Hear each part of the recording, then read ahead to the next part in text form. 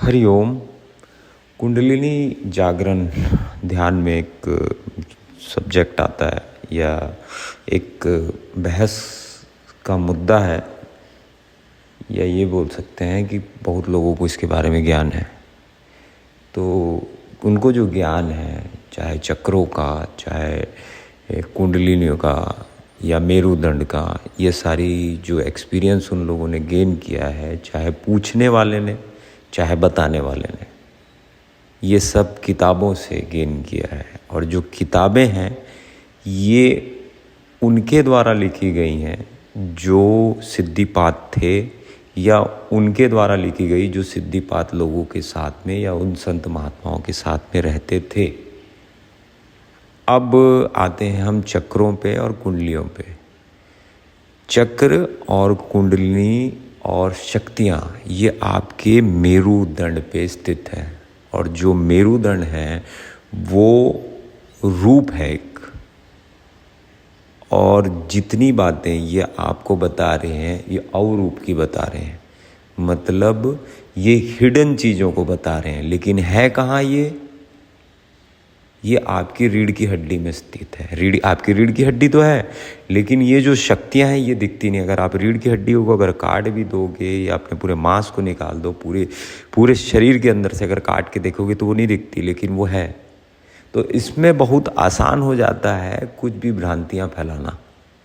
मैं ये नहीं कहता कि वो नहीं है, वो है, शक्तियाँ के रूप में है, लेकिन जो उसके एक्सपीरियंस आपको बताए जाते हैं उसके बिल्कुल एक्सपीरियंस से मैं बिल्कुल भी एग्री नहीं हूँ कि वैसे एक्सपीरियंस होते होंगे। वो उनके हुए होंगे, आपको उसके भिन्न एक्सपीरियंस हो सकते हैं। अब जब आदमी इसको जागृत कैसे कर सकता है, या कुंडलिनियों पे कमांड कैसे ला सकता है, या कुंडलिनी को जान कैसे सकता है, इसमें आते हैं। तो जो कुंडलिनी जागरण की जो बात होती है या कुंडलिनी की जो बात होती है वो शक्ति से, क्योंकि जो आपकी जो शक्ति है शरीर के अंदर पे कोई भी कार्य बिना चेतना और बिना ऊर्जा के नहीं होने वाला। तो जब आपकी चेतना और ऊर्जा योग शक्ति पे लगती है तो आपकी चेतना और ऊर्जा रूपांतरित होती है आपके शरीर को साधने में। तो जब आपका शरीर जब सधते जाता है तो आपकी शक्तियों के माध्यम से वो उठते जाती। अभी देखिए, जैसे एक एग्जांपल समझिए आप कि आपका जो वीर्य था वो नीचे की तरफ बह रहा था, वो वेस्ट हो रहा था, या संसार पे लग रहा था, या कोई भी चीज़। अभी आपने योगिक क्रियाएं की, एक पुरुष की बात कर रहा हूँ, आपने योगिक क्रियाएं की और आप उसने साधना की, एकदम एक्सट्रीम लेवल की योगिक क्रियाएं करने लगे। आप कम से कम भोजन करके ज़्यादा से ज़्यादा अभ्यास करने लग गए, योग आसनों का या ध्यान प्राणायाम का, ध्यान का तो नहीं, प्राणायाम का। तो आपकी जो ऊर्जा है, आपने एक तरफ से अनाज भी या भोजन भी कम कर दिया है और एक तरफ से साधना भी बढ़ा दी है। अब आपके शरीर को जो शक्ति है वो पर्याप्त मात्रा में भोजन से नहीं मिल रही। अब आपका शरीर जो है वो ऊर्जा लेना शुरू करेगा आपके कण कण से, और जब वो पूरी ऊर्जा आपके कण कण से लेना शुरू करेगा, आपकी शक्ति की एक एक चीज़ें यूज़ करना शुरू करेंगी, तो आपके फिर वीर्य की बारी आएगी। तो वीर्य आपका चढ़ते हुए आपको महसूस नहीं होगा, बिल्कुल महसूस नहीं होगा।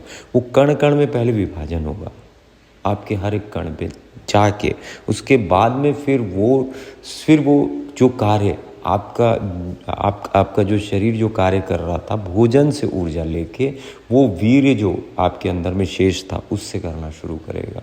और उसके बाद में फिर जो अब आपका जो शरीर है फिर शक्तियों की वैल्यू समझने लग जाएगा।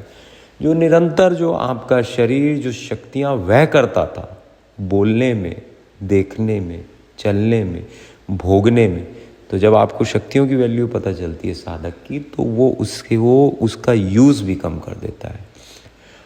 इस स्थिति की घटना के बाद पे स्थिति आ सकती है, अगर ये स्थिति अगर चलती रहे तो स्थिति आ सकती है कि आपको अनुभव हो जाए कुंडलियों का या चक्रों का।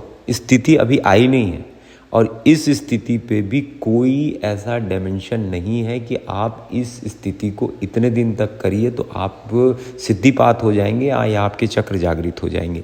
ये एक नेचरिक आपको अप्राकृतिक घटना है, नेचर में होने वाली घटना है। तो यहाँ पर आप ये चीज़ नहीं बता सकते कि कब पानी गिरेगा या कब धूप निकलेगी। आप अनुमान लगा सकते हैं ये जो कर्म होंगे या ये जो शक्तियाँ हैं या ये जो परिणाम, इसके जो परिणाम है, ये आपके कार्यों और आपके कर्मों के द्वारा घटित होंगे। तो साधना पे जोर दीजिए, ना कि इन सब बातों पे जोर दीजिए। हरिओम। मैं योगाचार्य शिवाय, doctor in naturopathy and yoga science. Her her Mahadev.